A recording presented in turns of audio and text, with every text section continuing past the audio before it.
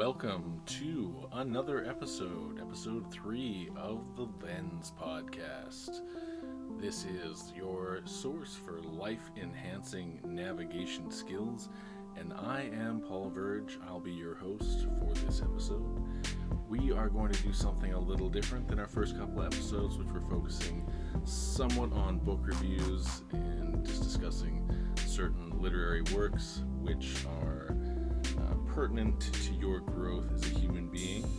And instead today we are going to focus on reading something that has to do with the discourse of modern day society and what's going on. So first, let's say hello and welcome to our episode. We are so happy to have you here for episode 3 of the Lens Podcast.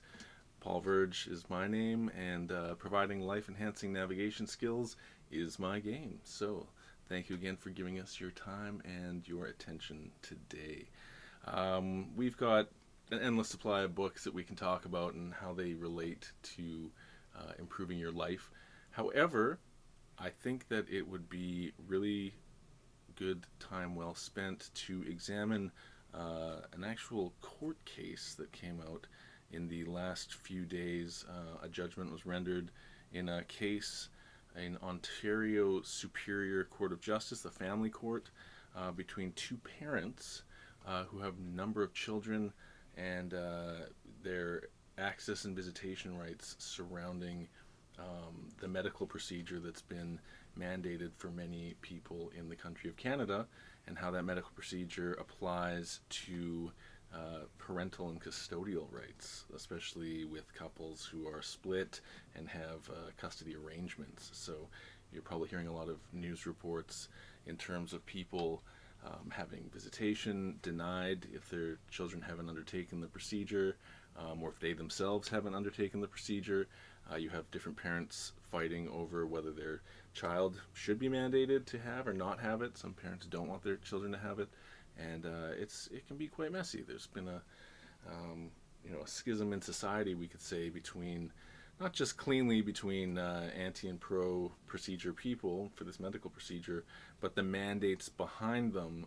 It skews a little bit more in a way that you wouldn't necessarily expect. Not everyone who's had the procedure supports the mandates, and so therefore the water gets a bit muddy in the middle, because as you'll learn from this judgment, you'll see why I find it so fascinating and worth reading, especially to add it to our repository of episodes.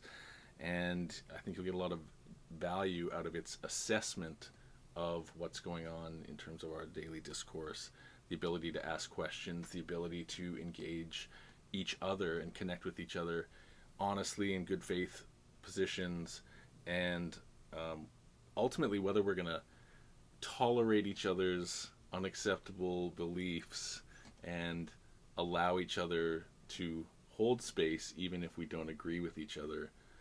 And that's going to be one of the most powerful realizations. So just to give a bit of background on this case, it's I'm going to try one of these other angles here. Essentially, you have Ontario Superior Court, where this judge, whose name is Justice Pazaratz, the litigation's between members JN and CG, the applicant and respondent. JN is representing himself. CG has hired a lawyer named Jesse Herman, and this case was heard on the 18th of February in 2022, and the judgment was rendered 4 days later, which is only 3 days ago as of the time of this recording, which is the 25th February. So I'm just going to read along here, and you'll soon see why I found Justice Pazaratz's response and judgment to be something a lot of people need to hear, regardless of what side of the debate. A lot of people think there's only two sides to the debate. There's multiple sides to the whole debate, but regardless of what side you're on, this will be pertinent and relevant to you. So it starts off, line 1. I'm not going to read out all the line numbers, I'll just carry it forward. When did it become illegal to ask questions, especially in the courtroom? And when did it become unfashionable for judges to receive answers, especially when children's lives are at stake? How did we lower our guard and let the words unacceptable beliefs get paired together in a democracy on the scales of justice? Should judges sit back as the concept of the judicial notice gets hijacked from a rule of evidence to a substitute for evidence? And is misinformation even a real word? Or has it become a crass, self-serving tool to preempt scrutiny and discredit your opponent, to delegitimize questions and strategically avoid giving answers? Blanket denials are almost never acceptable in our adversarial system, and each party always has the onus to prove their case, and yet misinformation has crept into the court lexicon.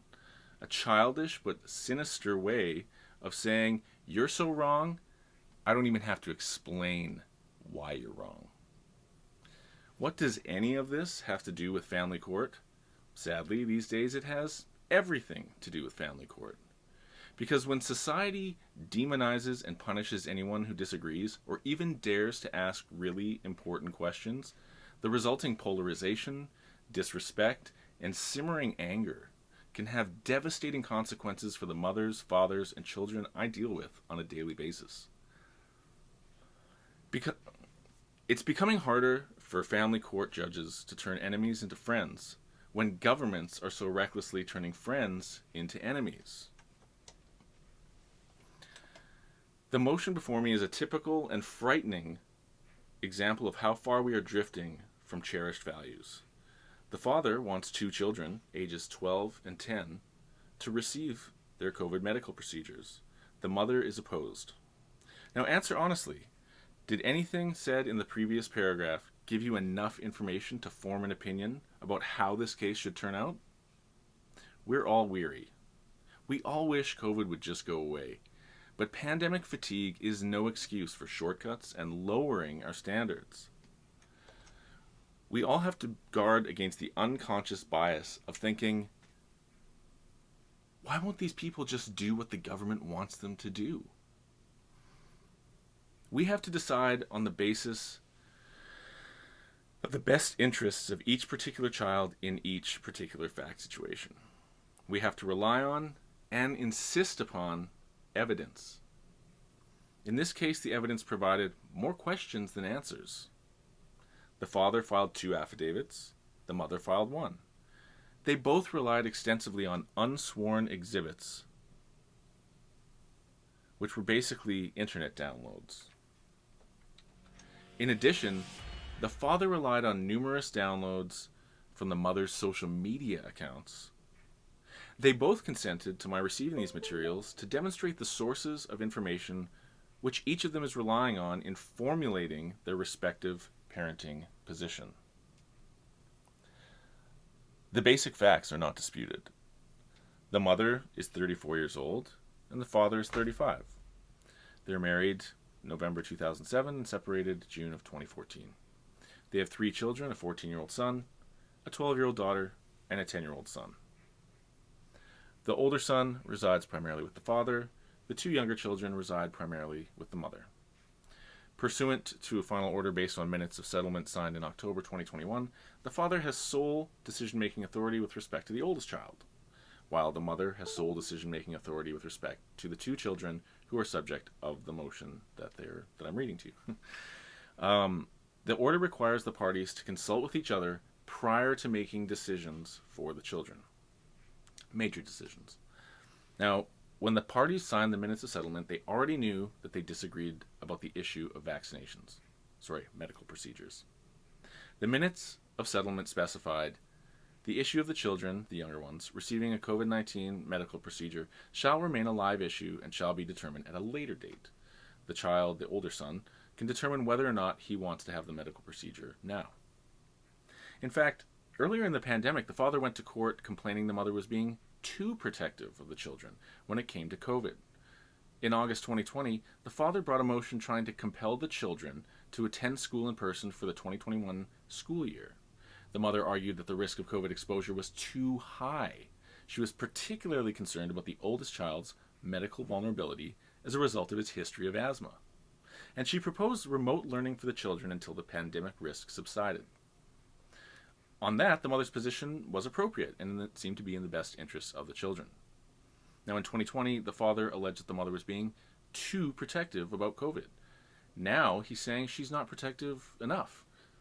He brought a motion dated January 25th, 2022, requesting that the younger children receive the COVID medical procedure and all recommended booster medical procedures. He also asks that he be permitted to arrange the medical procedures and attend with the children because he doesn't trust that the mother will comply even if she's ordered to do so. Meanwhile, soon after the parties signed the minutes in October of 2021, the older child elected to have the medical procedure done. Both parents supported his decision, and he's had 2 shots, and the parents agree he's exhibited no adverse effects. Now, the mother insists the father is misrepresenting her position. She's not opposed to these medical procedures. She's offended by the pejorative term anti-vaxxer. And she's always ensured that the 3 children received all of their regular immunizations, and she says she's open-minded to vaccinating both younger children if safety concerns can be better addressed. But she says her extensive research has left her with well-founded concerns that the potential benefit of the current COVID medical procedures for the younger children is outweighed by the serious potential risks. She says there's too many unknowns at this point, and she worries that once the children have the procedure done, they can't have the procedure undone.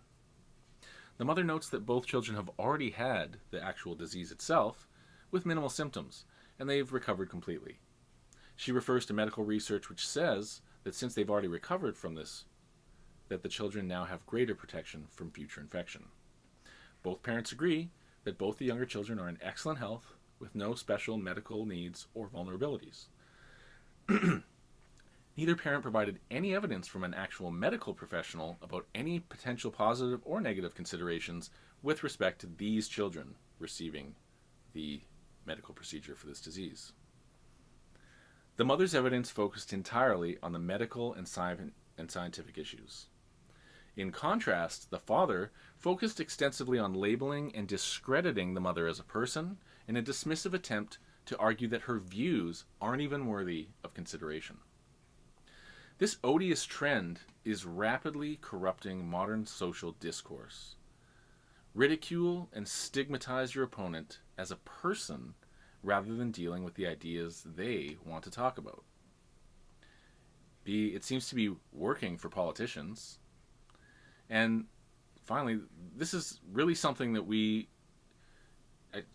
judge asks, is this really something we want to tolerate in a court system where parental conduct and beliefs are irrelevant except as they impact on a parent's ability to meet the needs of a child? For example, the father's affidavit included the following. He said, "I'm aware that the applicant has political affiliations with the People's Party of Canada. The applicant is entitled to her personal beliefs and ideologies, but I'm very fearful that it is having a direct negative opinion or impact on the children, especially when it comes to this issue of medical procedures. I searched the applicant's recent Facebook postings and was alarmed to see just how involved the applicant is at perpetuating these illness-related conspiracy theories and procedure hesitancy." He attached a collection of some of the applicant's Facebook postings, which I believe are indicative of her personal views. The applicant is a self-proclaimed PPC founding member. In my opinion, she's openly promoting very dangerous beliefs. But surely these thoughts and feelings are also promoted in her household, which is where these 2 young children reside. This is according to the husband.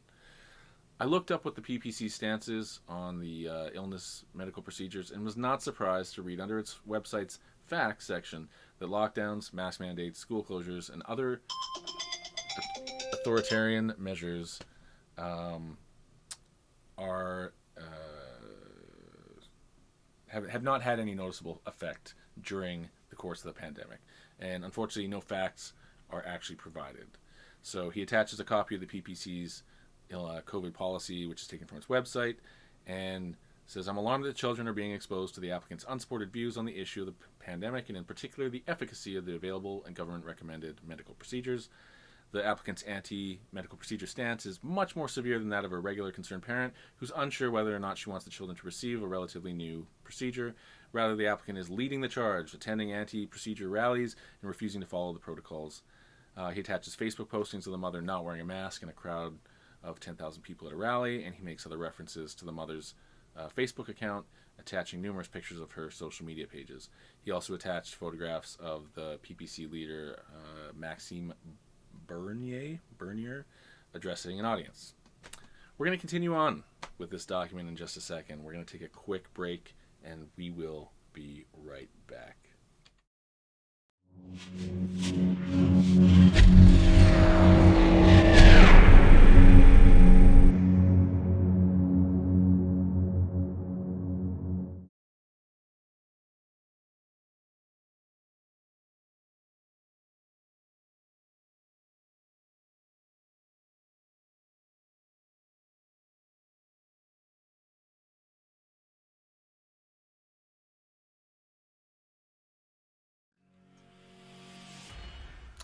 All right, and welcome back to the Lens Podcast, Episode 3. We're just taking a look at the court case between two parents who each want different things when it comes to medical procedures related to the current pandemic, and the viewpoint of a justice of the peace who put forth the notion that maybe presenting evidence and having arguments based on evidence is a good way to conduct ourselves, rather than one person presenting evidence, as wrong as it may be, and the other person just attacking the character of the person and saying, don't even listen to the arguments, which are known as logical fallacies, and a fallacy specifically known as the ad hominem, attacking the person.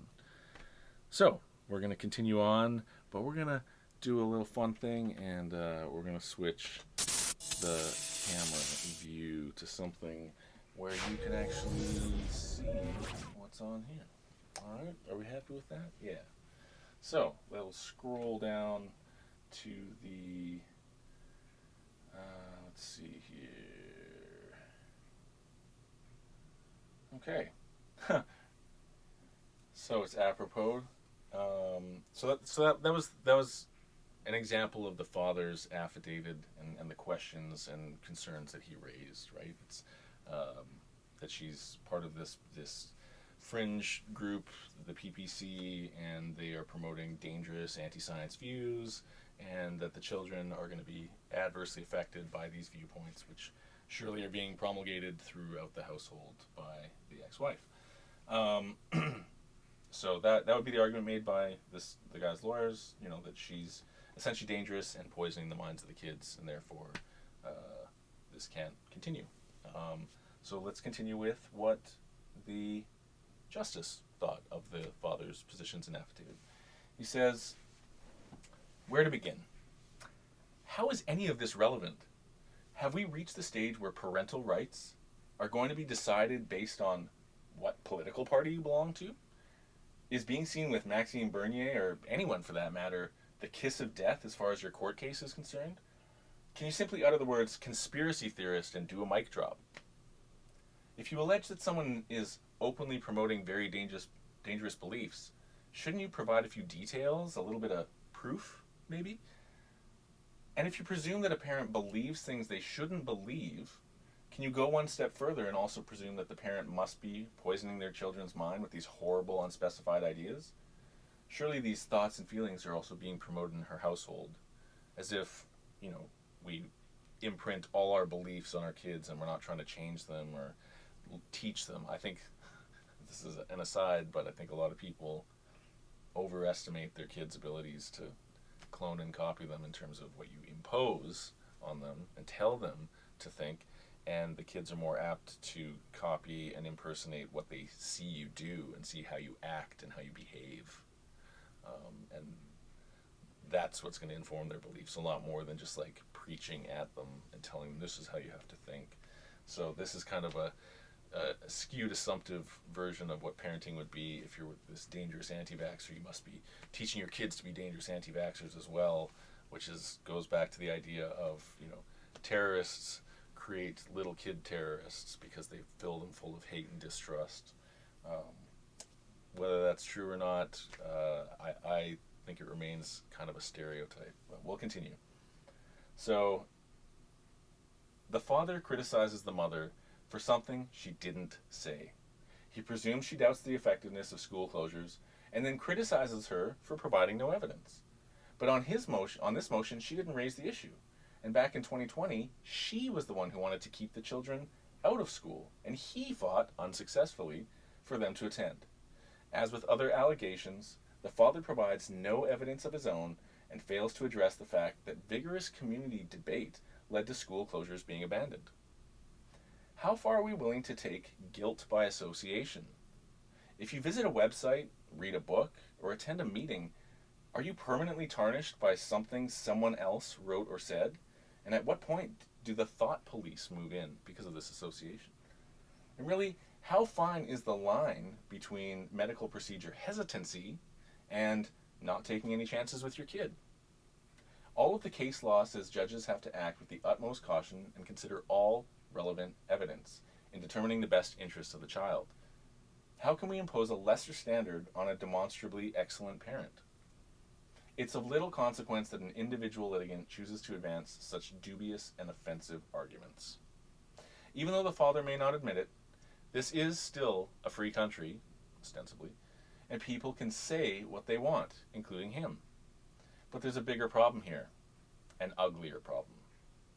We're seeing more and more of this type of intolerance, vilification, and dismissive character assassination in family court. Presumably, we're seeing it inside the courtroom because it's rampant outside the courtroom. It now appears to be socially acceptable to denounce, punish, and banish anyone who doesn't agree with you. A chilling example. I'd recently read a case where a mother tried to cut off an equal time father's contact with his children, primarily because he was promoting anti-government beliefs. And in communist China, that request would have likely been granted. But this is Canada, and our judicial system has an obligation to keep it Canada. I won't belabor the point because I still have to get to my real job, which is determining what's in the best interest of these two children. But the word needs to get out that while the court system won't punish intolerance, it certainly won't reward it either. All parenting issues, including health issues, must be determined based upon the best interests of the child. Last year's amendments to the Divorce Act, which is applicable in this case, and the Children's Law Reform Act make it mandatory for the court to include consideration of a child's views and preferences to the extent that those views can be ascertained. And he goes on to quote case law regarding United Nations conventions on the right of the child. By a certain age, they can kind of make the decision for themselves, but they have to demonstrate a kind of maturity and understanding of the issue at hand so that they can consent. It's mostly to do with parents not denying and overriding a kid for making their own medical choices, especially if they're ones that are like overwhelmingly beneficial. So in some cases it may not be appropriate to involve the children, for example, if they're too young to meaningfully participate. Human rights-based approach fundamentally recognizes children as subjects of law rather than objects of their parents. Making children more visible in legal proceedings that affect their rights is fundamentally important in Canada because children are not guaranteed legal representation in family law proceedings. Like, imagine a divorce case where both parents are just terrible. Therefore, in my view, even when there's no direct evidence about the child's views and preferences, Section 16.3e still requires the court should make a reasonable effort to glean and articulate the child's views and preferences wherever possible, considering the child's age and maturity and all the other evidence before it. So in this case, the children's views have been independently ascertained. They both don't want to receive the medical procedure, but the father is asking me to ignore how they feel and force them to be vaccinated. Force them to have the procedure against their will. Now, here's the background. I'm going to flip back over to this angle right here. Thank you so much again for joining us on this episode. We're really enjoying you. Oh yeah, check it out. Watch this magically. And poof. There we go. Come on. You can do it. And ta-da. There we go. A little bit of a delay there, but thank you. Interesting stuff so far. how the justice has kind of taken this not strict approach with either. He just seems to care about the conduct and how they're dealing with each other, and that it seems to be a lowering of the bar where you just need to simply attack someone enough for disagreeing that you can shame them out of existence or out of the game. So this it's the tolerance of intolerance argument, except being prematurely intolerant sometimes promotes more intolerance. Okay, so let's skip ahead now. Now we're in the present day, in 2021, or last year I should say. In an effort to resolve parenting issues, the parties enlisted a well-respected local social worker to prepare a Voice of the Child report. The father filed this social worker's comprehensive 7-page report dated in June of 2021.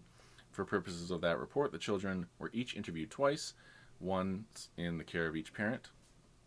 During the interview period, the mother and father had clearly identified their respective positions on medical procedures. The report specifically addressed each child's view on the topic. Now, if I can remember, LEG advised that she had discussed the procedures with each parent privately. She knew her father favored getting it, and her mother didn't. So this is the daughter and the middle child. LEG specifically explained to the social worker the reasons why she didn't want to receive these medical procedures, and she explained herself in some detail. Similarly, the youngest son had discussed the medical procedure with each parent privately. He also knew his father promoted it and that his mother didn't. Son not only told Hayes, the social worker, that he didn't want the procedure, but he said he was fearful that his father would make him. Indeed, the son told the social worker that he wanted the judge to know his thoughts about his parenting schedule as well as the medical procedure. The mother says her children are mature and intelligent and that they've come to their own conclusions without being pressured by either parent. She feels it's important to respect their clear wishes, comfort level, and anxieties. She says she adopted the same position for her older son, and when he decided he wanted to have the procedure done, she was fully supportive. The father says at ages 12 and 10, the children are too young to make an informed decision about this. He admits both children have expressed fear of this disease medical procedure. He suggests the younger child's views are wavering, but he's opposed to either child being interviewed again. No matter what the children say, he doesn't think the court should listen because he feels the mother has planted these ideas in their minds. But he offered no proof of any coaching, manipulation, or an inappropriate statement by the mother. The social worker's June 2021 report was actually a follow-up to an earlier report she prepared in March of 2020, just before the pandemic. She's worked with the family for a long time and gotten to know the children quite well, and the social worker expressed no concerns or suspicions about either child being manipulated or pressured by either parent. In her summary, she stated, as in the original report, each of the children presented confidently and thoughtfully for both interviews. As they reviewed their thoughts, they each showed consistency in their views and preferences in each interview. And while I agree with the father that these two children are not old enough to decide this complicated issue for themselves, I disagree with his suggestion that we should completely ignore how they feel about what they say they experience and what their bodies are subjected to. Rather than simplistically accept or reject what children say they want, the court must engage in a complex and sensitive analysis of the weight to be attributed to each child's stated views. So in a previous court case, Decane versus Decane in 2013, ONCA 20218, the Court of Appeal set out the factors to consider when assessing a child's wishes. Whether both parents are able to provide adequate care, how clear and unambivalent the wishes are, how informed the expression is, the age of the child, the maturity level, the strength of the wish, the length of time the preference has been expressed, practicalities, the influence of the parents on the expressed wish or preferences, the overall context, and the circumstances of the preference from the child's point of view. That's a lot to consider. With respect to the younger kids, they've received all their regular immunizations. At ages 12 and 10, they understand the experience of getting needles, and they understand the purpose of these medical procedures is to create a long-term medical consequence in their body. They understand the magnitude of this entire illness pandemic and the personal and community health issues involved. They understand the extended and ongoing discussion about the illness's medical procedure. They've both clearly and consistently stated their objection to receiving the illness's medical procedure. They've both outlined very specific reasons for their decisions, and those reasons do not appear to be frivolous, superficial, or poorly thought out. Both children have sufficient age, intelligence, maturity, and independence of thought to understand the issue and formulate their own views, feelings, comfort level, questions, and fears about what should or should not happen to their own bodies. They hold these views very strongly. They've maintained these views for an extended period of time. And despite the father's speculation, there's no evidence that the mother's inappropriately drawn the children into any sort of personal or political agenda. Both parents have equally engaged in appropriate and necessary discussions with the children about many aspects of the pandemic, including the medical procedures. Both parents have answered the children's questions, provided information, and stated their own beliefs, hopefully in good faith. The social worker's report gives no suggestion that either parent has pressured, manipulated, or unduly influenced either child. Nor did the social worker express any concern about internal inconsistencies or ambiguities with respect to either of the child's strongly stated views. For the past 2 years, all children have been bombarded with all sorts of information about the pandemic. It's become an inescapable, oppressive part of their daily lives. Mental health experts regularly warn us that we need to be mindful of the emotional impact of this scary new world on the young mind. In this case, the father doesn't like what the children are saying, so he submits their views aren't worthy of consideration, just as he submits the mother's views aren't worthy of consideration. There's a bit of a pattern here. But when a 10-year-old child says he's afraid he'll be forced to take the the medical procedure, and he specifically wants the judge to know it, I don't think that's something the court can or should ignore. Children may not have wisdom, after all, they don't have the experience yet, but they have charter rights and undeniable emotions.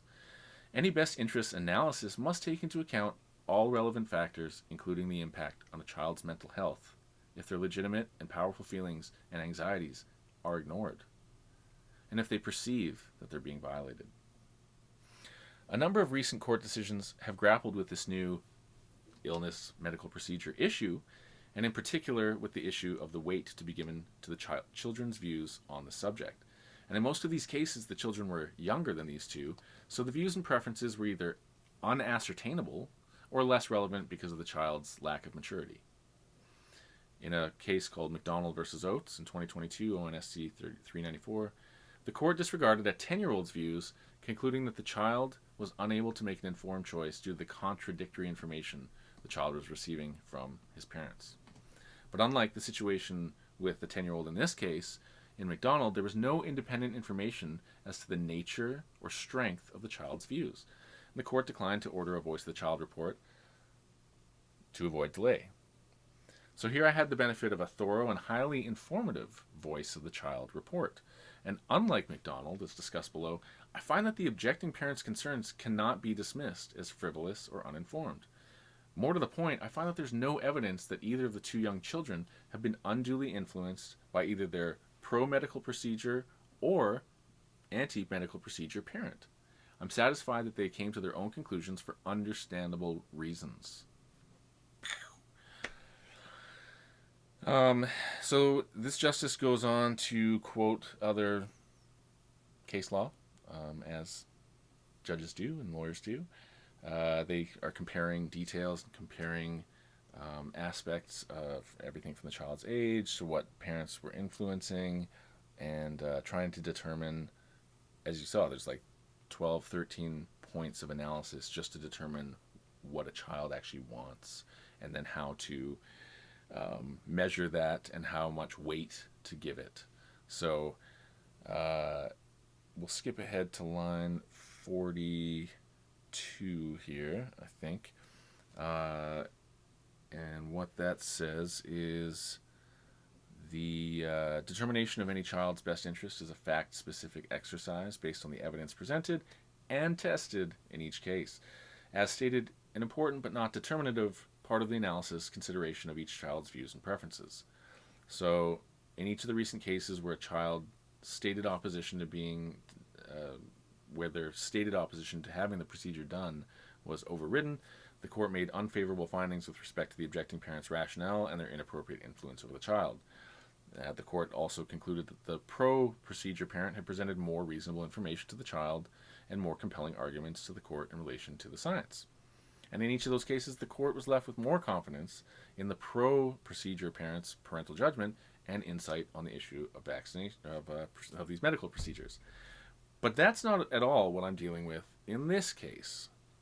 Despite the father's relentless campaign to dismiss the mother as some sort of lunatic, the reality is that the mother presented all of her evidence and made all her oral submissions in a calm, mature, articulate, analytical, extensively researched, and entirely child-focused manner. She is to be commended for her skillful and professional presentation as a self-represented party. In contrast, the father came across as somewhat dogmatic, intolerant, and paternalistic. He focused more on discrediting the mother's ideas rather than explaining his own, and his shameless efforts to vilify the mother by ridiculing her personal beliefs bordered on hysterical. I mention this to further explain why I have confidence that the mother has not inappropriately influenced the children to adopt their current views. If the mother explained herself to the children the way she explained herself to me, and if the father explained himself to the children the way he explained himself to me, then I have absolutely no doubt about which of the parents communicated with the children in a more responsible manner. Finally, we have the other evidence filed by the parents. And here, we have to think carefully about what constitutes proper or sufficient evidence and how we should apply it. As with all the other recent COVID medical procedure cases, the mother and the father attached dozens of pages of internet downloads to their affidavits. The fact that they both consented to my receiving all this unsworn material doesn't make it properly admissible. But at the very least, it informs me as to the type and quality of research each parent conducted in formulating their respective positions. So included among the father's downloads from the internet and lists several things. They've got a 7-page position statement from the Canadian Pediatric Society. He's got a Caring for Kids information sheet from the Canadian Pediatric Society. He's got a 9-page Vaccines for Children COVID-19 information sheet from the Government of Canada. Another 5-page post-COVID-19 condition information sheet from the Government of Canada. He provided a Vaccines for Children deciding to vaccinate information sheet from the Government of Canada. A 3-page Facts about COVID-19 vaccines information sheet from Government of Canada.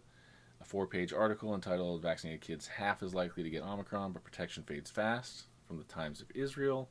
And a very recent article, 5-page article entitled COVID-19 Cases and Hospitalizations Surge Among Children from the Canada Communicable Disease Report. So that's Canadian Pediatric Society and Government of Canada. Those are pretty official sources, and one could argue that those are very strong sources because they're official. And let's see what the mother provided for hers. So the mother's internet downloads included a June 2021 8-page fact sheet issued by Pfizer, the manufacturer of one of the procedures being proposed by the father. An August 2021 3-page article from the journal Science entitled Having SARS-CoV-2 Once Confers Much Greater Immunity Than a Vaccine, but Vaccination Remains Vital. January 2012 13-page PLOS-1 peer-reviewed article entitled Immunization with SARS Coronavirus Vaccines Leads to Pulmonary Immunopathology on Challenge with the SARS Virus. She also submitted a July 2021 5-page article in the medical journal Total Health entitled Are People Getting the Full Facts on COVID Vaccine Risks? a September 2018 15-page article in the medical journal Contagion Live entitled High Rates of Adverse Effects Linked with the 2009 H1N1 Pandemic Vaccine. She submitted a May 2021 two-page article from the Centers for Disease Control and Prevention entitled Clinical Considerations, Myocarditis and Pericarditis After Receipt of mRNA COVID-19 Vaccines Among Adolescents and Young Adults. She also submitted in August 2020 29-page research paper published by Clinical Medicine entitled A Country-Level Analysis Measuring the Impact of Government Actions, Country Preparedness, and Socioeconomic Factors on COVID-19 Mortality and Related Health Outcomes. She also submitted a June 2021 10-page open letter from the Evidence-Based Medicine Consultancy Limited Research Organization entitled Urgent Preliminary Report of Yellow Card Data up to May 26, 2021. And finally, she submitted a June 2021 14-page article from the World Health Organization entitled COVID-19 Advice for the Public, Get Vaccinated. Information from the internet can be admissible if it's accompanied by indicia of reliability, including but not limited to whether the info comes from an official website, from a well-known organization, whether the information is capable of being verified, or whether the source is disclosed so that the objectivity of the person or organization posting the material can be assessed. So they quote some case law from 2003 and say whether the threshold of admissibility is met, it's still up to the trier of fact to weigh and assess the information to determine the relevance, if any, with respect to the issues to be decided. And since this is a motion proceeding by affidavit, we have the further limitation that even to the extent that the internet downloads are admissible, there's no opportunity for cross-examination or testing. To simplify matters, the mother does not deny the authenticity or integrity of the website information submitted by the father. It's mostly statements by the Government of Canada and the Canadian Pediatric Society recommending that children should receive the illness medical procedures. These are the same types of downloads which courts have considered in other recent COVID procedure cases, and the mother doesn't deny that these are reputable organizations, nor does she deny that the statements and information have been prepared by qualified persons in a responsible, professional manner. She doesn't deny that the father has accurately presented one side of the story. All she asks is that the court equally considers the other side of the story, that the court allow both sides of the story to be equally presented, tested, and considered before making an irreversible decision for her children. Evidence and both sides of the story. We are in deep trouble if those become antiquated concepts. In almost all cases where COVID medical procedures have been ordered, the court has made a finding that, on the face of it, the internet materials presented by the objecting parent have been grossly deficient, unreliable, and at times dubious. This lack of an equally credible counterpoint to government recommendations may well have been determinative in those earlier cases. But what if the objecting parent presents evidence which potentially raises some serious concerns, questions, or doubts about the necessity, benefits, or potential harm of these illness procedures for children? Clearly we shouldn't be too quick to embrace the naysayers, but should we banish them without hearing from them? Should we stifle and forbid a reasonable opportunity to present and test evidence and make submissions? There are obvious public policy reasons to avoid recklessly undermining confidence in public health measures, but that has to be weighed against our unbridled obligation to leave no stone unturned when it comes to protecting children. We're going to come right back to that thought. I think it's gotten a little more interesting in that the justice makes a great point about prior cases and one parent making strong logical arguments and the other one making potentially unhinged or dubiously claimed arguments. But in this case, it seems the mother has come prepared and is not using, bestworldnewsweekly.com as her reference, but in fact she's using actual medical papers, actual official sources that aren't just the government or a medical association, but the actual public health bodies that are in charge of so much of what we do in terms of how we apply medicine and medical procedure policy, I should say. So we're going to take a quick break. We're going to be right back with final final go through on this document from this court case between two parents and over their kids and their medical procedures. And we hope you'll stay with us, and see you in about 15 seconds.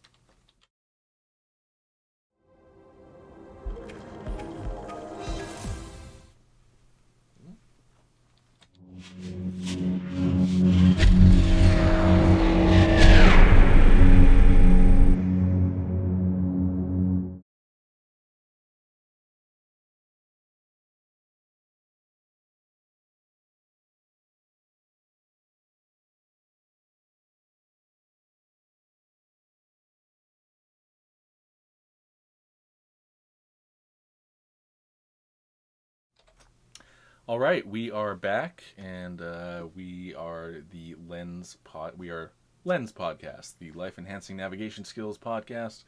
Today we are doing something different than a book review. We are looking at a court case from Canadian law, just rendered judgment 3 days ago on the 22nd of February 2022. It is a case between two parents who were divorced 8 years ago and have 3 children, ages 10, 12, and 14. The older son, lives with the dad and has had the procedure done for the COVID illness. Both the younger children have not had the procedure, and they live with the mother full time.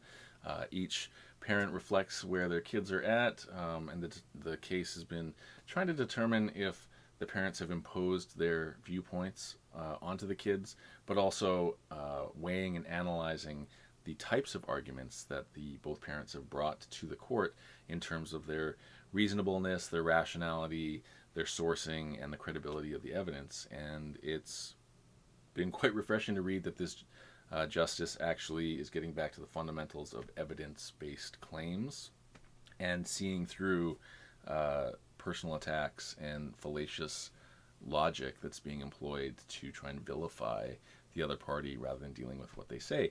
And brilliantly, this justice is actually expounding upon this point and seeing that this is a society-wide phenomenon that's happening, where people are not engaging in good faith. People are shutting down, questioning, censoring information that they don't like, and trying to essentially cancel those that disagree with them instead of trying to compassionately understand why they believe what they do, which is how we build bridges and make progress. So essentially, the justice is saying in the past we've dismissed a lot of these, what he would characterize as anti-vax arguments, simply because they were based on faulty or unreliable evidence, probably a lot of wild claims as well that just aren't tied to reality. But in this case, the mother is making an argument based on safety, based on the fact that these procedures haven't undergone their full range of trials, and there isn't enough sufficient safety data long term, and she's not coming in wild-eyed and pointing the finger, but instead is using the evidence to present her claims, and she's not using the traditional official sources, but still using credible sources. And I think that's where people need to realize that a lot of people making one side of an argument are usually using just official sources from a government, from an association, from an official body that is kind of considered the authority. And so you could almost consider them arguments from authority or authoritarian arguments. Whereas people making counter arguments or their own arguments that appear to be on the other side of the issue will use NGOs, will use medical papers, will use all kinds of resources that are just as legit, just as credible. They're just not official mouthpiece, like they're not corporate media necessarily, they're not government sources necessarily, but the WHO, the CDC, various respected medical journals, these are all considered credible sources by the courts, and this is what the mother brought in this case to bolster her position. So we're going to continue on. So the mother presented the father and the mother presented evidence, both of them, from essentially a bunch of website downloads.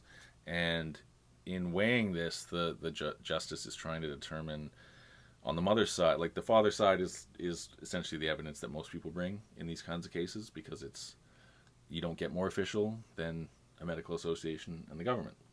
They're the ones who create and enforce the policies. So the mother has brought her arguments and her evidence, and the justice is trying to give proper weight to that. So, as an example, the mother presented a detailed fact sheet from Pfizer. This isn't one of the fringe websites dismissed in other cases. It's Pfizer, the people who make the medical procedure. So under the heading, what are the risks of the Pfizer-BioNTech COVID-19 vaccine? The company itself says there's a remote chance that the Pfizer-BioNTech COVID-19 medical procedure could cause a severe allergic reaction. A severe allergic reaction would usually occur within a few minutes to 1 hour after getting a dose of the medical procedure. For this reason, your medical procedure provider may ask you to stay at the place where you received your procedure for monitoring after the procedure is complete. Signs of severe allergic reaction can include difficulty breathing, swelling of the face and throat, fast heartbeat, and a bad rash all over your body, or dizziness and weakness. Now, myocarditis, which is inflammation of the heart muscle, and pericarditis, which is inflammation of the lining outside the heart, have occurred in some people who've received this medical procedure. In most of these people, symptoms began within a few days following receipt of the second dose of the medical procedure. The chance of having this occur is very low. You should seek medical attention right away if you have one of the following symptoms after receiving this Pfizer medical procedure: chest pain, shortness of breath, feelings of having a fast beating, fluttering, or pounding heart. Side effects that have been reported with this medical procedure, it's a list. They go through and list all the side effects. I'm sure at this point you are familiar with all the allergic type reactions, the heart issues, the inflammation, tiredness, headache, muscle pain, chills, joint fever, injection swelling, nausea, diarrhea, vomiting, arm pain. It's a litany of things. Not fun, but also considered to be quite rare. And statistically, you can make that argument. There's still a lot more adverse reactions with this series of medical procedures than there has with any other in history, but it is a new technology, so there's bound to be some hiccups as they're working out the bugs. But that fact alone, it feeds a lot of parents' fears who are like, I would like to see more safety data before using this product on my children. They're actually trying to weigh the evidence earnestly and in good faith, and coming to their own conclusion that the risk of using the procedure is not more beneficial than seeing what happens naturally, which is in the case with these children. They've all experienced the illness and they're over it. So these may not be all the possible side effects of this particular medical procedure. Serious and unexpected side effects can occur, and the procedure is still being studied in clinical trials. That's from Pfizer's website today. Okay, so this isn't a conspiracy. This is them openly saying, like this is our product. It's not perfect. These things can happen. These are the benefits here, but all these other things are potential risks. And though the potential risks don't happen that often, they still are risks. And in some risk assessments, some parents are saying, I'm looking at the stats for kids getting sick and having really bad time with the actual illness versus stats of the kids who are getting the procedure done and later having developed bad reactions to it. And they're determining they don't like the odds, or the odds are not in their favor, so they're making a decision to opt out. That's fine, and has kind of been the case in society for quite a while, until now the more mandated aspect of, you have to pick one of these products and you are mandated to use one, or there's these social consequences that are kind of imposed by business and government. So one of the side effects we're seeing is that with when it comes to parenting, a fundamental lack of understanding of all the risks and benefits on both sides of the arguments is going to make someone more inclined to argue their own beliefs and impose those on their kids. And you see that sort of reflected here, except these kids are smart. They either they know how to formulate their positions. They know they have the capacity to understand, and if they are being coached, they're really good at obfuscating that fact. But I would tend to hope that the judge is correct in the fact that they've got a social worker to interview the children, which is not an easy thing to have done. And if that report is all in earnest and in good faith, then you kind of have to take them at their face that these kids are making a decision for themselves. They might not understand the full risks and the full benefits, but their beliefs are strongly held, and they're not trying to hurt someone with those beliefs. So I know this makes me sound like I have a position on the subject, but I really don't. I think anyone who wants to go out and have the procedure be done, please go get it done, especially if you're over the age of 60. There is statistically shown to be quite a lot of benefit. It's kind of spread throughout the board, but people that are younger or who have whatever their reason is, if they don't want to put something in their body, my position is that it's your body. You should choose what goes in it and not have some other force trying to coerce, intimidate, or ridicule you into submission and giving up your bodily autonomy. If that's an irrational position, I totally get it, but I think that's what I thought society, even our Prime Minister Justin Trudeau talked in 2015 about people retaining their bodily autonomy, and maybe he was talking about other medical procedures, but I think a principle is a principle, and if you don't hold it across all ideas, then you're a relativist, a moral relativist, or an idea relativist, where it's like rules for me, or rules for thee, but not for me. And that double standard can be really dangerous when people in power are telling others what to do, but not doing the thing themselves. So, to wrap this up, because it's quite a long document, you can search for it online. I'll put a link in the description, or if you go online and just search, there's quite a few people posting articles about this particular case, so it shouldn't be too difficult. But you could search 2022 ONSC 1198 on CanLii, CANLII.org. And the case was JN versus CG. So check that out on your own time. They get into quoting Robert Malone, which is a very controversial figure. We could talk extensively on both what's really interesting and thought-provoking about Dr. Malone, but also what's kind of sketchy and dubious about some of his claims and background. That's something for a completely different podcast.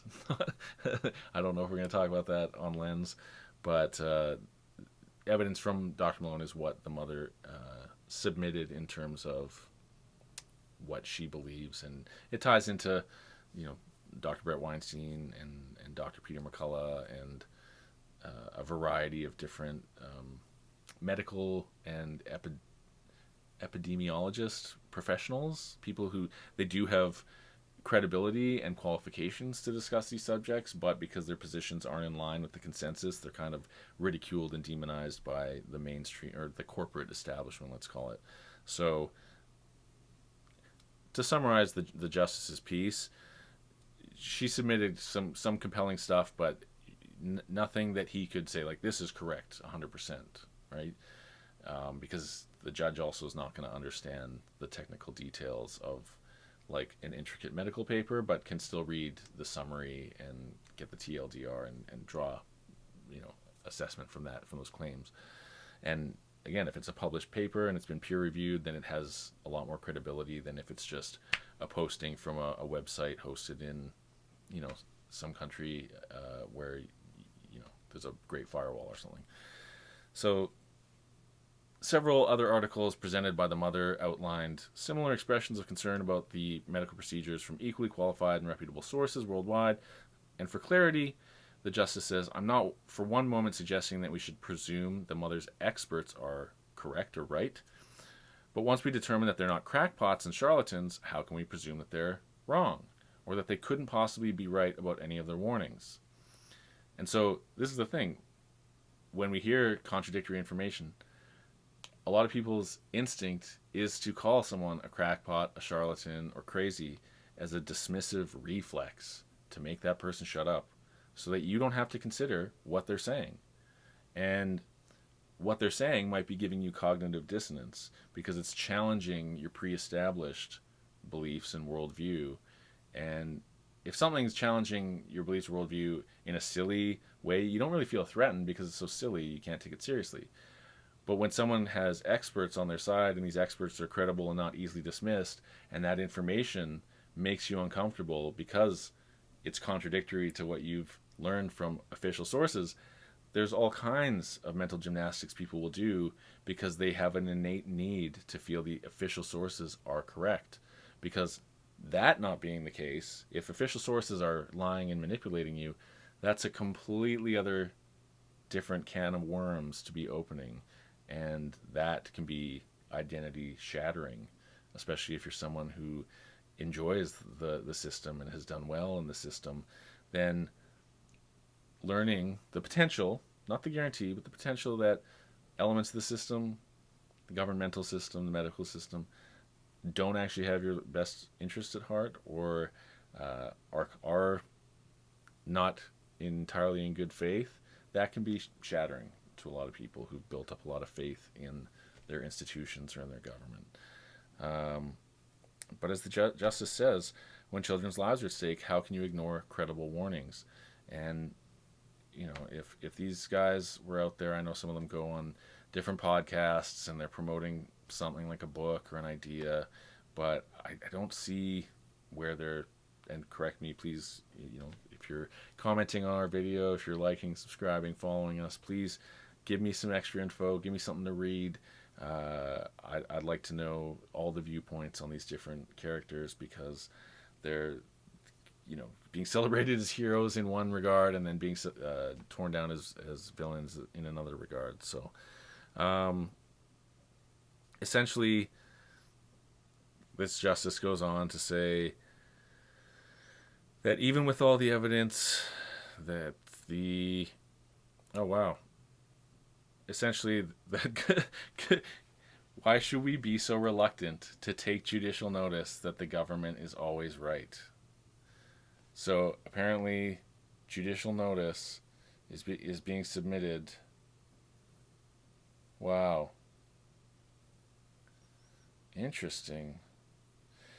Judicial notice of the facts contained in government publications are capable of immediate and accurate demonstration by resort to readily accessible sources of indisputable accuracy.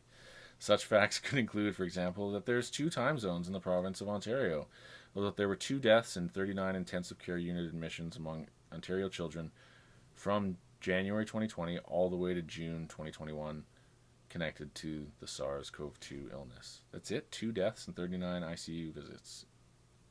Wow. Judicial notice cannot be taken of expert opinion evidence. Chief Justice McLaughlin for the unanimous court in R versus Fine underscored that expert evidence is by definition neither notorious nor capable of immediate and accurate demonstration.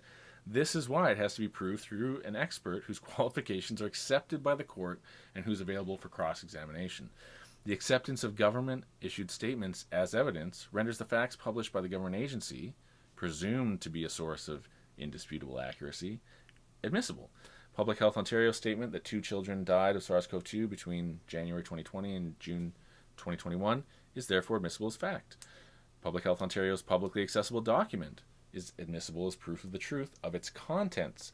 In contrast, a statement concerning the safety and efficacy of any medication in the prevention or treatment of any condition is in and of itself an opinion. Judicial notice cannot be taken of the opinion of any expert or government official that a medical treatment is safe and effective. They just can't. As judicial notice cannot be taken of expert opinion evidence, it is illogical to reason. Sorry, I'll say that one again. As judicial notice cannot be taken of expert opinion evidence, it is illogical to reason, as was done in paragraph 12 of St. Fard, that an expert's objections raised against the medical procedure were directly countered by the judicial notice taken that the medical procedure is safe and effective and provides beneficial protection against the virus to those in this age group. To compound this problem, the statement draws a conclusion that is overbroad, i.e., that the medical procedure provides beneficial protection to all children and ought to be received by the child in question, without having considered the comparative analysis of the factors in AC versus Manitoba in 2009. As a result, reliance upon this reasoning would be misguided. So, essentially, this justice is saying people make mistakes. Official sources can be wrong, or they can not have all the facts. And their official sources, while reliable, are always trying to present the truth, the facts, to the best of their knowledge. And those facts get updated, they change. Definitions get changed all the time. So the justice says, why should we be so reluctant to take judicial notice that the government is always right? Did the Mother Risk Inquiry teach us nothing about blind deference to experts? Thousands of child protection cases were tainted and lives potentially ruined because year after year, courts routinely accepted and acted upon substance abuse testing which turned out to be incompetent. What about the residential school system? For decades, the government assured us that taking Indigenous children away and being willfully blind to their abuse was the right thing to do. We're still finding children's bodies. How about sterilizing Eskimo women? The same thing. The government knows best. Japanese and Chinese internment camps during World War II. The government told us that it was an emergency and it had to be done. Emergencies can be used by governments to justify a lot of things that later turn out to be wrong. Few people remember thalidomide. It was an experimental drug approved by Canada and countries throughout the world in the late 1950s. It was supposed to treat cancer and some skin conditions. Instead, it caused thousands of birth defects and dead babies before it was withdrawn from the market. But for a period of time, government experts said it was perfectly safe. On social issues, the government has fared no better. For more than a century, courts took judicial notice of the fact that it was ridiculous to think two people of the same sex could get married. At any given moment, how many active complaints are before the courts across the country alleging government breaches of charter rights? These are vitally important debates which need to be fully canvassed. The list of grievous government mistakes and miscalculations is both endless and notorious. Catching and correcting those mistakes is one of the most important functions of an independent judiciary. And throughout history, the people who held government to account have always been regarded as heroes, not subversives. When our government serially pays out billions of dollars to apologize for unthinkable historic violations of human rights and security, how can we possibly presume that today's government experts are infallible? Nobody is infallible. And nobody who controls other people's lives, children's lives, should be beyond scrutiny or impervious to review. As well, how can you take judicial notice of a moving target? After all, the science continually is changing. First they said don't wear masks, then wear masks. Now they're saying don't wear masks again, but wear these certain masks. They're the only ones to protect you. And oh, by the way, we said that the whole time. Or how about the medical procedure? It completely stops the virus in its tracks. You don't have to worry about transmission, hospitalization, or death. Suddenly that becomes, okay, it reduces it slightly, but it totally protects you against hospitalization and death. Then it goes to, oh, sorry, it doesn't prevent transmission at all, but it's at least protects you from hospitalization and death. Then it becomes, okay, well, it just protects you from death. Then thousands of breakthrough cases later, okay, it's not working because this variant is too different. Sorry we gave you the outdated thing that only came out in the last year.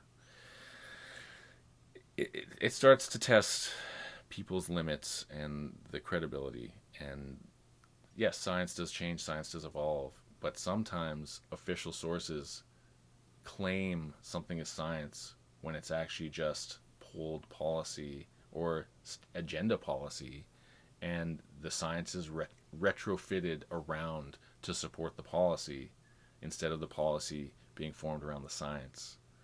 And I think this list of times that the government has used its authority not in the best interest of the people and not in a correct way, that he's essentially saying science is to question these outcomes, to question these conclusions, and make sure that they're really the right thing, not insist what we did in the past was always correct, and also we're changing it now, and that will also be correct. because that is how totalitarian societies function. So when he's saying as well, how can you take judicial notice of a moving target? During the past 2 years of the pandemic, governments around the world and within Canada have constantly changed their health directives about what we should or shouldn't be doing, what works and what doesn't. And the changes and uncertainty are accelerating with each passing newscast. Not a day goes by that we don't hear about the COVID policies changing and restrictions being lifted or imposed, and government experts sound so sure of themselves in recommending the current medical procedures. But they were equally sure when they told us to line up for AstraZeneca. Now they don't even mention that word. But even Pfizer has changed its mind. It recently approved vaccines for kids under 5. Then more recently, the company changed its mind. None of this is meant as a criticism. Everyone's doing their best with a new and constantly evolving health crisis. But how can judges take judicial notice of facts when there's no consensus or consistency? And then you have all these other issues of delegation, right? It's just a long list. As with almost all of these medical procedure motions, the father asks for an order that his children receive the current vaccine and all recommended booster procedures. Which recommended booster procedures? When? How many? What will they contain? Who will decide? Will there be any opportunity for future judicial oversight, or will this simply be a forever commitment controlled by the government? What are the health implications if the children receive the current procedure but skip some or all of the boosters? What future COVID variant will the boosters guard against? We already seem to be using the Delta vaccine to fight the Omicron variant. Will future boosters continue our pattern of using old medicine to fight new viruses? These are all valid questions requiring answers which are currently unavailable. And it's improper for the court to predetermine future medical treatments at unknown times in unknown circumstances with decision-making authority delegated to unknown persons. If you can't take judicial notice of the present, then you can't take judicial notice of the future. As well, there's a systemic issue common to most of these COVID medical procedure cases. The father presented his expert evidence. The mother then presented her expert evidence. The father responded that the mother's theories have already been debunked, and so we shouldn't waste time talking about them. Alleging that your opponent's position has already been debunked is a common tactic these days, and it's quite effective. Because unlike stare decisis, the doctrine of precedent which requires judges to follow specifically cited earlier court decisions, there's no such formality to the concept of debunking. All you have to do is make the blanket assertion that an opposing view has already been debunked without providing any details, and then hope that nobody asks for proof. In this case, I reject the father's claim that all of the mother's concerns about these medical procedures have already been properly considered and disproven in a process adhering to natural justice conducted by an appropriate judicial body. Quite to the contrary, I have not been able to find any indication in the father's evidence or in the body of COVID medical procedure case law that allegedly debunked any of the theories and that they've ever been properly considered or tested in any court, anywhere. In a complex, important, and emotional case like this, it's important to remember the court's mandate. I'm not being asked to make a scientific determination. I'm being asked to make a parenting determination. I'm not being asked to decide whether these medical procedures are good or bad. I'm not being asked to decide if either parent is good or bad. My task is to determine which parent is to have decision-making authority over the two younger children with respect to the very specific and narrow issue of these medical procedures. Each parent has clearly identified how they would exercise such decision-making authority.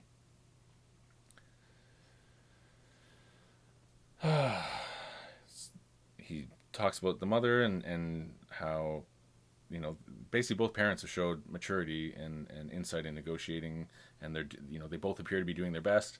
With respect to the mother and father, I find that they're both excellent parents. The father's shown excellent parenting skills and familiarity with respect to the oldest child, who is doing well in his care. The mother has shown excellent parenting skills and familiarity with respect to the two younger children, who are doing well in her care.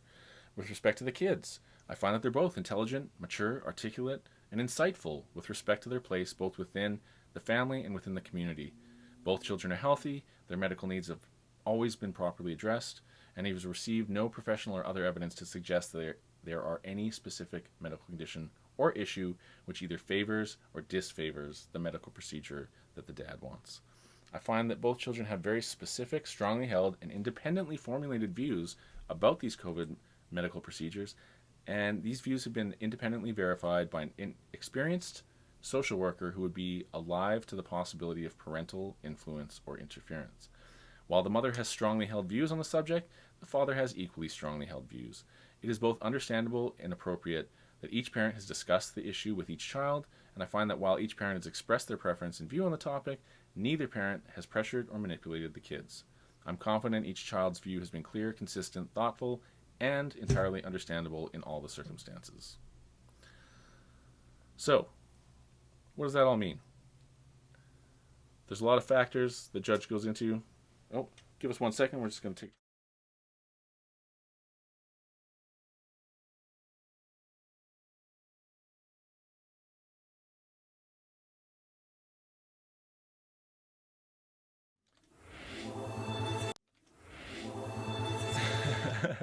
Look at that, and we're back. So we're gonna close this out. This is our longest podcast yet, episode 3. So the mother, the justice does a good job, I think, of going through and analyzing with respect to the positions advanced by each of the parents. I think the father's decision is guided by government and health protocols. I think the father did himself a disservice by focusing so much of his case on dismissive personal attacks on the mother. Those attacks are not only misguided and mean-spirited, they raise doubts about his insight with respect to this medical procedure issue, and they also raise doubts about his appreciation of the nature and quality of the important relationship between the mother as their primary resident parent and the children. I equally respect the mother's decision to make exhaustive effort to inform herself about this medical procedure issue. I find the mother took a reasonable approach in acknowledging the strengths of the medical procedure materials, while at the same time attempting to reconcile them with contrary viewpoints and warnings issued by equally competent and credible medical professionals. I find that the mother's position is more reasonable and helpful in that she invites discussion and exploration of both sides of the story, while the father seeks to suppress it. I find that the father has inaccurately and somewhat unfairly characterized both the mother's position and her evidence. The father has attempted to dismiss the mother as some sort of crazy anti-vaxxer. Nothing could be further from the truth. The mother's materials and submissions actually address the important and complex issues in more detail and with more comprehension than conveyed by the father. She's made it very clear that she's not completely rejected COVID medical procedures for these two kids. She's simply concerned that in her view, there's overwhelming evidence of unresolved safety concerns with respect to the current batch of medical procedures being administered. She's come to the conclusion that at this time, the risks associated with the procedure outweighs the benefits. As well, the mother's statement that she believes in personal choice, knowledge, understanding, and informed consent is to be viewed in a reassuring context. She's gone to extraordinary lengths to inform herself, to maintain an open mind, and to discuss the issue with her children in a balanced, enlightened, and dispassionate manner. As well, the father has attempted to dismiss the mother's supporting materials as unreliable and less persuasive than his own materials. Once again, I find his attack to be misguided and inaccurate. Pro-medical procedure parents have consistently and effectively attempted to frame the issue as a contest between reputable government experts versus a lunatic fringe consisting of conspiracy theorists and socially reprehensible extremists. This was absolutely the wrong case to attempt that strategy. The professional materials filed by the mother were actually more informative and more thought-provoking than the somewhat repetitive and narrow government materials filed by the father. This is not the kind of case where the court can say that either side is necessarily correct, nor that the same determinations should apply for every child, no matter the circumstances. With the mother's materials satisfying me that a legitimate and highly complex debate exists on the efficacy and utilization of these COVID medical procedures, I'm not prepared to apply judicial notice as a method of resolving the issue. Anyone reading even some of the articles presented by the mother would likely conclude that these are complicated and evolving issues, and there can be no simplistic presumption that one side is right and the other side is comprised of of a bunch of crackpots. That's why the court should require evidence rather than conclusory statements. The father insists the mother's views have been debunked, but he provides no examples of any such determination actually having been made. It would be helpful if once and for all the competing positions in science could be properly explored and tested in a public trial. On balance, I'm satisfied that the mother's request for a cautious approach is compelling and reinforced by the children's views and preferences, which are legitimate and must be respected. The mother has consistently made excellent decisions throughout the children's lives. Her current concerns about the vaccines are entirely understandable, given the credible warnings and commentary provided by reputable sources who are specifically acquainted with this issue. The mother's made excellent, informed, and child-focused decisions. In every respect, she's an exemplary parent, fully attuned to her children's physical and emotional needs, and she's demonstrated a clear understanding of the science. She's raised legitimate concerns and questions, and I have confidence she will continue to seek out answers to safeguard the physical and emotional health of her children. She is not a bad parent, and no one is a bad citizen simply by virtue of asking questions of the government. At a certain point, where you have absolute confidence in the parent's insight and decision making, you have to step back and acknowledge that they love their child, that they've always done the right thing for their child, and they will continue to do the right thing for their child. The father's motion is dismissed.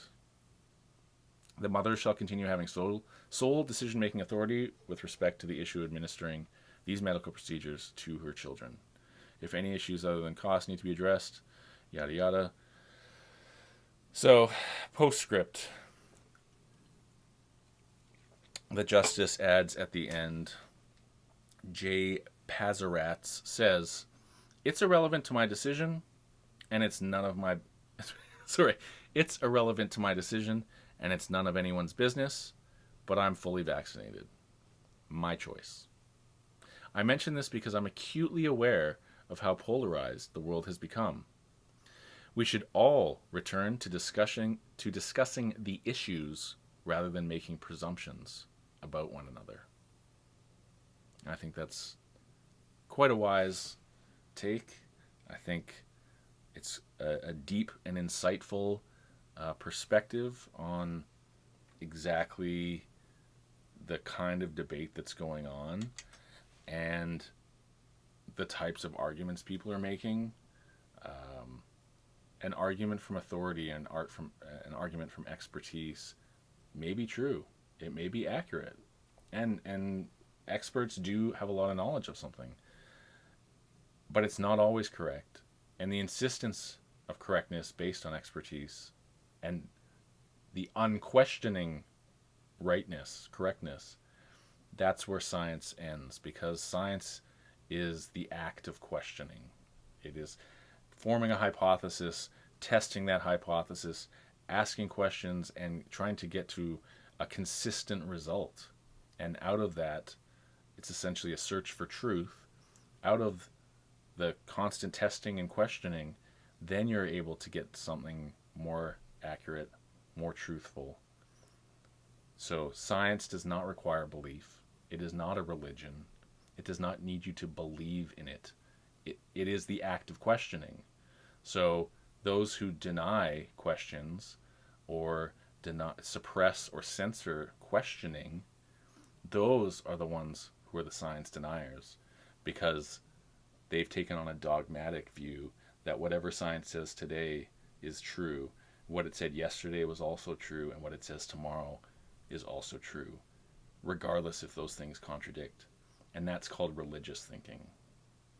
So with Lens, we like to teach critical thinking, which is a whole other subject for an episode we will get into in one of the next few episodes.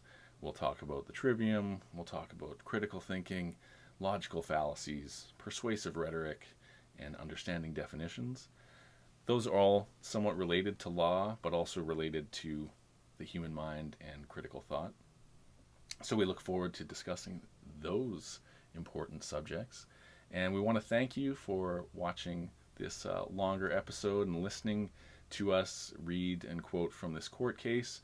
We're going to put a link to the court case in the description so that you can check it out and read for yourself. The great thing about this is that it's not taking a position about the science. It's not saying these medical procedures are correct or they're not.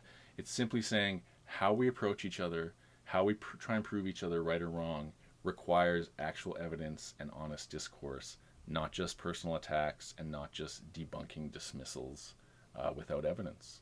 And I think that's a strong lesson that we can all learn from, and that we should be trying to apply that lesson going forward. And that's how we're going to start solving some problems. That's how we're going to heal the divide and allow ourselves to reunite as human beings again. We stop dismissing and dehumanizing each other by assuming that if you're incorrect, you must be a bad person, or if you don't agree with me, you must be a bad person. So I just want to say thank you so much for watching the Lens Podcast. We love you very much. We can't wait to show you what we've got coming up next, and we'll see you on the next one. Thank you so much, and ciao for now.